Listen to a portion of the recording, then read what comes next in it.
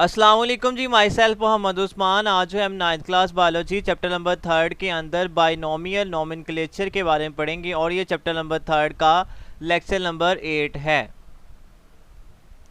तो lecture start करने से पहले सबसे पहले हम इस लफ्ज़ को अंडरस्टैंड कर लेते हैं कि जो हमारा आज का टॉपिक है वो है जी बाइनोमियल नोमेनक्लेचर। तो इसमें जो है वो इसको अंडरस्टैंड करते हैं कि इस वर्ड का मतलब क्या है। अब इसमें जो है वो बाई का मतलब होता है टू, बाई का मतलब क्या होता है टू होता है, और नॉमियल का मतलब होता है नेम, ठीक है, मतलब टू नेम्स। और नॉमेनक्लेचर का मतलब होता है सिस्टम ऑफ नेमिंग, ऐसा सिस्टम जिसके तहत जो है वो चीज़ों को नाम दिए जाते हैं, उस सिस्टम का नाम क्या होता है नॉमेनक्लेचर होता है। मतलब हर जो एक जिंदा चीज़ होगी उसका जो साइंटिफिक नेम होगा वो दो नेम के ऊपर कंसिस्ट करेगा, ठीक है। मतलब बाइनोमियल नॉमेनक्लेचर जो है वो एक ऐसा सिस्टम है जिसमें जो है वो हर ऑर्गेनिज्म को दो नाम दिए जाते हैं, ठीक है। जैसे कि इंसान का साइंटिफिक नेम लिखा हुआ है होमो सैपियंस, ठीक है। तो ये एक जिंदा चीज़ का, एक इंसान का साइंटिफिक नेम है। तो इसमें कितने नेम आ रहे हैं, टू नेम आ रहे हैं। तो नॉमेनक्लेचर नाम देने का तरीका होता है, तो जिसके तहत इसको नाम दिया गया वो नॉमेनक्लेचर है। और कितने नेम है, ये टू नेम है, इस वजह से इसे बाइनोमियल कहते हैं, ठीक है। टू नेम मतलब हर जिंदा चीज़ का जो साइंटिफिक नेम होगा वो दो नेम्स के ऊपर कंसिस्ट करेगा, जैसे कि होमो सैपियंस। हम सबसे पहले जो है वो डेफिनेशन स्टार्ट करेंगे जी बाइनोमियल नोमेनक्लेचर की। तो अभी हमने इसके लफ्ज़ को अंडरस्टैंड किया है कि बाइनोमियल नोमेनक्लेचर क्या है। बाई मीन होता है टू और नोमियल मेन नेम है, नोमेनक्लेचर जो है वो सिस्टम ऑफ नेमिंग है। अब इसकी डेफिनेशन पढ़ेंगे तो ज़्यादा बात क्लियर हो जाएगी। Binomial nomenclature is the method of giving scientific name to living organism. जानदारों को साइंटिफिक नेम देने का जो तरीकाकार है उस तरीकाकार का नाम क्या है, बाइनोमियल नोमेनक्लेचर। मतलब जिस सिस्टम के तहत, जिस मेथड के ज़रिए हमने जो है वो जिंदा चीज़ों के साइंटिफिक नेम रखे हैं उस सिस्टम का नाम क्या है, बाइनोमियल नोमेनक्लेचर है। It is introduced by Swedish biologist Carolus Linnaeus. ये पहले हमने पढ़ा हुआ है, कार्लस लिनियस ने जो है वो साइंटिफिक नेम देने का तरीकाकार जो है वो इंट्रोड्यूस करवाया है। तो सबसे पहले बाइनोमियल नोमेनक्लेचर को इंट्रोड्यूस करवाने वाले साइंटिस्ट का नाम क्या है, कार्लस लिनियस। ये सूडान के रहने वाले एक बायोलॉजिस्ट थे। The scientific name of a species consist of a two name. हर स्पीशीज का जो साइंटिफिक नेम होगा वो दो नेम के ऊपर जो है वो कंसिस्ट करेगा, मतलब उसके अंदर दो वर्ड होंगे। जैसे कि इंसान एक स्पीशी है, तो अभी हमने उसका पढ़ा कि साइंटिफिक उसका नाम होमो सैपियन है। तो होमो एक वर्ड है, सैपियन दूसरा वर्ड है। तो हर स्पीशीज का जो साइंटिफिक नेम होगा आगे वो दो नेम्स के ऊपर कंसिस्ट कर रहा होगा। The first is genus name, जो फर्स्ट वर्ड होगा वो उसके जेनस का नेम होगा, ठीक है। And the second one is the name of species, और जो सेकेंड वर्ड होगा वो किसका नेम होगा, वो उसकी स्पीशीज का नेम होगा। मतलब होमो जो है वो इंसान की जेनस का नेम है, और जो उसका सैपियन है, सैपियन इंसान की स्पीशीज का जो है वो नेम है। तो फर्स्ट जो नेम होगा वो जीनस का नेम होता है और सेकंड जो होता है वो स्पीशीज का नेम होता है। नेक्स्ट है जी रूल्स ऑफ बाइनोमियल नोमेनक्लेचर के। जो जानदारों को हमने साइंटिफिक नेम देने हैं उसके लिए कुछ रूल्स जो है वो रखे गए हैं, तो उसकी बात कर लेते हैं। Rules of binomial nomenclature. Scientific names are usually printed in italics. अगर आप साइंटिफिक नेम को कंप्यूटर्स के ऊपर टाइप कर रहे हैं, ठीक है, प्रिंट कर रहे हैं किसी पेज के ऊपर, तो आपने उसको इटैलिक फॉर्म में लिखना है। इटैलिक मतलब होता है टेढ़े लफ्ज़ लिखना, ठीक है। टेढ़े लफ्ज़ आप लिख रहे हैं तो वो इटैलिक्स फॉर्म होती है, सच एज होमो सैपियन। आप ये वर्ड देख रहे होंगे थोड़े से जो है वो टेढ़े वर्ड लिखे गए हैं यहाँ पे, ठीक है। तो अगर आप कंप्यूटर के ऊपर साइंटिफिक नेम को टाइप कर रहे हैं तो आपने उसका जो है वो इटैलिक फॉर्म में उसे लिखना है, उसे टेढ़े वर्ड्स के अंदर जो है वो लिखना है। आप देख रहे हैं यहाँ पे एक साइंटिफिक नेम है होमो सैपियन, ये इंसान का साइंटिफिक नेम है। तो होमो फर्स्ट है, फर्स्ट नेम है तो ये जीनस का नेम होगा। ये सेकंड नेम सैपियंस है तो ये इसकी स्पीशीज का नेम होगा। नेक्स्ट है when hand written they should be underline such as Homo sapien, ठीक है। अगर आप उसको हैंड रिटन में लिख रहे हैं, मतलब उसको आप पेपर के ऊपर खुद से लिख रहे हैं, तो फिर उसे आपने उस साइंटिफिक नेम को अंडरलाइन करना है। तो ये बात आपने याद रखनी कि अगर आप बोर्ड के पेपर में जो है वो इम्तिहान दे रहे हैं और वहाँ पे आप कोई साइंटिफिक नेम लिख रहे हैं तो आप उसने उस साइंटिफिक नेम को नीचे लाइन जो है वो उसके लाजमी लगानी है, उसको अंडरलाइन जो है वो लाजमी करना है, ठीक है। अगर आप उसको अंडरलाइन नहीं करेंगे तो आपका जो है वो साइंटिफिक नेम जो है वो गलत तस्वर किया जाएगा। नेक्स्ट है the first generic name always being with capital letter. जो फर्स्ट नेम है जो कि जीनस का नेम होता है, जैसे हम जेनेरिक नेम भी कहते हैं, उसे आपने कैपिटल लेटर से स्टार्ट करना है। जैसे कि आपको नजर आ रहा है यहाँ पे होमो सैपियन, तो होमो का एच बड़ा है, ओके। ये जीनस का नाम है तो इसका पहला लेटर क्या होगा, बड़ा होगा। While species name is never capitalize. और जो कि सेकंड नेम स्पीशीज़ का होगा, आपने उसके फर्स्ट वर्ड को जो है वो कैपिटलाइज नहीं करना, आपने उसको जो है वो स्मॉल ही रखना है। मतलब जेनस का नेम जो है वो कैपिटल लेटर से स्टार्ट होगा और स्पीशीज का नेम जो है वो स्मॉल लेटर से स्टार्ट होगा। तो ये भी तरीकाकार हो गया, ठीक है। फिर से सुन लें, अगर आप उसको प्रिंट फॉर्म में लिख रहे हैं, कंप्यूटर के ऊपर टाइप कर रहे हैं, तो फिर आपने साइंटिफिक नेम को इटैलिक फॉर्म में लिखना है। अगर आप उसको पेपर के ऊपर हैंड रिटन में लिख रहे हैं, तो फिर उसको आप नीचे से अंडरलाइन करेंगे उस नेम को। और जो जीनस का नेम होगा उसको आपने कैपिटल लेटर से स्टार्ट करना है, और जो स्पीशीज का नेम होगा उसको आपने जो है वो स्मॉल लेटर से जो है वो स्टार्ट करना है। नेक्स्ट है the scientific name is generally written in full when it is used first, but when several species from the same genus are being listed, it may be then be abbreviated by just using the initial for the genus. For example, Escherichia coli become E. coli. अब जैसे कि आप फ़र्ज़ कर लें, आप कोई मज़मून लिख रहे हैं, कायदे आज़म के ऊपर मज़मून लिख रहे हैं, तो आप फर्स्ट जो लाइन होगी उसमें आप कायदे आज़म का वर्ड जो है वो यूज़ करेंगे, बाकी हर जुमले में आप ही का वर्ड जो है वो यूज़ कर सकते हैं, ठीक है।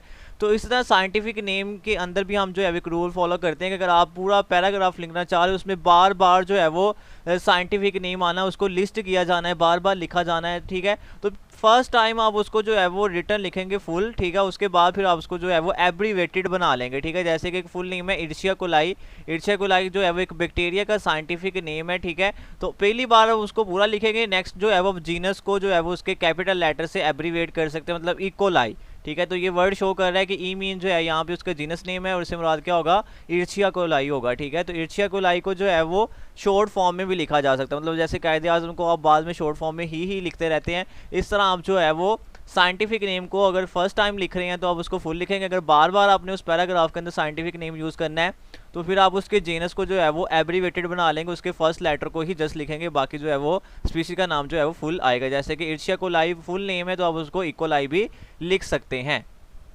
नेक्स्ट है जी सिग्निफिकेंस ऑफ बाइनोमियल नोमेनक्लेचर की, इसकी जो बाइनोमियल नोमेनक्लेचर है इसकी अहमियत क्या है, ठीक है। तो सिग्निफिकेंस ऑफ बाइनोमियल नोमेनक्लेचर की हम बात कर लेते हैं, ठीक है। तो मतलब इसको क्यों ये सिस्टम जो है वो दुनिया के अंदर मुतारफ़ करवाया गया, तो कुछ प्रॉब्लम सी उस वजह से इसको जो है मुतारफ़ करवाया गया। Problem cause by common names, मतलब एक चीज़ है उसके बहुत से नाम हैं, मतलब एक चीज़ है, एक जिंदा चीज़ है, उसके बहुत से लोगों ने जो है वो कॉमन नाम रखे हुए हैं, ठीक है। हर जगह पे उसका जो है वो डिफरेंट नेम है। For example different region have different name for the same organism, ठीक है। मतलब एक ही जिंदा चीज़ के बहुत से नाम हैं जगह जगह के ऊपर, ठीक है। तो उससे फिर मसले मसाइल होते हैं उनको अंडरस्टैंड करने में। Common name of onion in Urdu is प्याज। अब जो अनियन है उसे जो है हम इंग्लिश के अंदर जो अनियन कहते हैं, उर्दू में उसे प्याज कहते हैं। But in the different region of the Pakistan it is also known as गंडा और बासल और वासल, ठीक है। तो पाकिस्तान के डिफरेंट, जैसे पंजाबी में जो है प्याज को गंडा कहा जाता है, ठीक है। सराइकी में उसे बासल वासल का नाम दिया जाता है, ठीक है। तो अब अगर हम बाहर जाकर कहेंगे कि हमें जो है वो गंडा चाहिए, बासल चाहिए, तो वो अंग्रेज़ लोग जो है उसको अंडरस्टैंड नहीं कर सकते, ठीक है। या वो यहाँ पे आके पंजाबी को कहें कि अनियन चाहिए, ठीक है, जिसको इंग्लिश ना आती हो, तो उसको इसको अंडरस्टैंड करना क्या हो जाएगा, मुश्किल हो जाएगा, ठीक है। तो एक अनियन, एक प्याज है, उसके कितने नेम, उसे अनियन भी कहा जा रहा है, उसे प्याज भी कहा जा रहा है, उसे गंडा भी कहा जा रहा है, उसे बासल भी कहा जा रहा है, उसे वासल भी कहा जा रहा है। तो इतने नेम है कॉमन नेम, तो इससे बहुत ज़्यादा कन्फ्यूजन जो है वो क्रिएट होती है, लोगों को समझ नहीं आ रही, तो कह रहे होते हैं पता नहीं गंडा कोई और चीज़ है, बासल कोई और चीज़ है, ठीक है। तो एक ही चीज़ के बहुत से नेमों से जो है प्रॉब्लम आती है। इस वजह साइंस के अंदर जो है वो हर चीज़ को एक नेम दिया जाता है। In science it is known with the single name as Allium cepa, ठीक है। तो एलियम सेपा जो है वो, जब भी वर्ड एलियम सेपा आएगा तो इट मीन जो है वो ये इससे मुराद होगा कि वो अनियन है, उससे मुराद प्याज गंडा, सबका जो है वो एक ही नाम है एलियम सेपा। मतलब पूरी दुनिया के अंदर प्याज को जो है वो एलियम सेपा के नेम से जो है वो जाना जाता है। तो एलियम इसका जो है वो जीनस नेम है और सेपा जो है वो इसका क्या है, स्पीशी नेम, जैसे कि आप प्याज की डायग्राम भी जो है वो देख रहे हैं। नेक्स्ट है जी हमारे पास same name of many organism. पहले हमने पढ़ा कि एक चीज़ है और उसके बहुत से नेम, हम पढ़ रहे हैं हम कि अब नाम एक हमने दे दिया और ऑर्गेनिज्म बहुत से हैं, मतलब बहुत से ऑर्गेनिज्म को एक नाम दिया हुआ है, ठीक है। तो इससे बहुत सी प्रॉब्लम होती है, हमें समझ नहीं आती कि हम किसकी बात कर रहे हैं, ठीक है। For example the name of black bird is use for the crow as well as for raven. अब जो आम एक कौवा होता है उसको भी हम ब्लैक बर्ड कह रहे हैं, और जो एक पहाड़ी कौवा होता है उसको भी हम जो है वो क्या कह रहे हैं, ब्लैक बर्ड कह रहे हैं। तो ब्लैक बर्ड कहते हैं तो हमें समझ नहीं आती कि वो एक आम क्रो है या रेवन है, रेवन कहते हैं पहाड़ी कौवे को, ठीक है। तो इसलिए जो है वो एक चीज़ जो है वो हमारे पास सेम नेम है बहुत से ऑर्गेनिज्म का, तो इससे भी मसले मसाइल जो है वो प्रोड्यूस होते हैं। इस वजह से साइंस के अंदर हर चीज़ का जो है वो एक स्पेसिफिक नाम जो है वो रखा गया है ताकि उसकी खसूसियत को जो है हम जान सकें। नेक्स्ट लास्ट पे जो प्रॉब्लम आ रही थी वो ये थी कि common name without scientific basis के लोगों ने अपने ही नाम जो है बना लिए विदाउट साइंटिफिक बेस, उसकी कोई भी साइंटिफिक बेस नहीं थी जो नाम देने की जो है वो रीज़न उसको दी जा रही है। A fish is a vertebrate, a fish जो होती है वर्टिब्रेट होती है, मतलब उनके अंदर रीढ़ की हड्डी होती है, और एनिमल्स हैं, ठीक है, विद फिन्स और गिल्स, इनके जो है फिन्स और गिल्स होते हैं, ठीक है, गिल्स इनके जरिए सांस लेते हैं, ठीक है, ये पर वगैरह भी थोड़े बहुत इनके होते हैं, ठीक है। But several common names of the silver fish, crayfish, jellyfish and starfish do not fit the biologist definition of the fish. मतलब बायोलॉजिस्ट ने, साइंटिस्ट ने फिश की डेफिनेशन ये बनाई थी कि कोई भी चीज़ जो कि वर्टिब्रेट हो और साथ एनिमल्स हो और उसके साथ फिन्स और गिल्स हो तो उसे हम जो है फिश का नाम देंगे, ठीक है। लेकिन जो क्रे फिश है, ये सिल्वर फिश है, जेली फिश है, स्टार फिश है, ये वर्टिब्रेट नहीं इनवर्टिब्रेट है, इनके अंदर रीढ़ की हड्डी होती नहीं है, तो क्या हम इन्हें फिशेस नहीं कहेंगे? तो फिर इन्हें फिशेस का नाम नहीं देना चाहिए। अगर हम इस बेस को बनाते हैं कि ये वर्टिब्रेट हों और इनके फिन्स और गिल्स हों, तो कॉमन नेम लोगों ने रखे हुए थे खुद से, उसकी कोई साइंटिफिक बेस नहीं थी, ठीक है।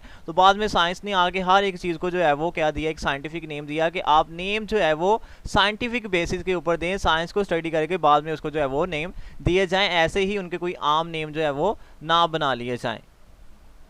नेक्स्ट, इस सिस्टम जो है इसके एडवांटेजेस क्या हैं, इसके फ़ायदे क्या हुए, ठीक है। अभी हमने प्रॉब्लम्स भी पढ़ी हैं, तो उसके बाद जो है वो सोल्यूशन कहाँ से मिलेगा, वो बाइनोमियल नोमेनक्लेचर से मिलेगा। तो इसके एडवांटेजेस हम स्टडी कर लेते हैं।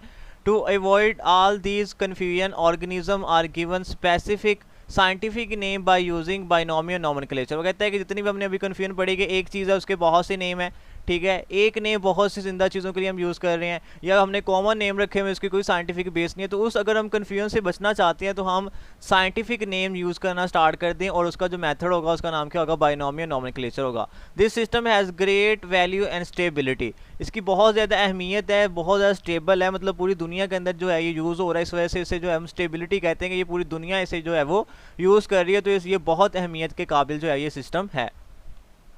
Every species can be identify by using 2 words, मतलब अगर हमने किसी स्पीशी को जो है वो क्या करना है, आइडेंटिफाई करना है, तो हम उसके जो है वो 2 वर्ड से क्या कर सकते हैं, आइडेंटिफाई कर सकते हैं। मतलब होमोसैपियन, जब भी होमोसैपियन का वर्ड आएगा इट मीन्स उससे जो है वो इंसान की बात हो रही है, ठीक है। ये नहीं होगा कि जो है वो हमने हर इंसान का अलग अलग नेम है, ठीक है, लेकिन साइंस के अंदर उसे जो है वो एक ही नाम दिया जाता है, होमोसैपियन। तो 2 वर्ड जो होंगे हर साइंटिफिक नेम के, उससे जो है वो किसी भी स्पीशी का अंदाज़ा लगाया जा सकता है। The species name can be use all over the world in all language, ठीक है, इसमें कोई लैंग्वेज का हर्ज नहीं होगा कि पंजाबी बोलता है, कोई उर्दू बोलता है, कोई इंग्लिश बोलता है, कोई फारसी बोलता है, ठीक है, क्योंकि हर लैंग्वेज में वही वर्ड यूज़ होना है। अब होमोसैपियन ही सब लोगों ने कहना चाहे उनकी कोई भी लैंग्वेज हो, ठीक है, तो ये सिस्टम हर लैंग्वेज के अंदर यूज़ हो रहा है, तो इसलिए ये बहुत ही अहमियत के काबिल जो है वो सिस्टम है। तो उम्मीद है जी आज का लेक्चर आपको समझ आ गया होगा। फिर भी कोई मसला मसाइल अगर आ रहा है तो आप मैसेज करके जो है वो आंसर पूछ सकते हैं।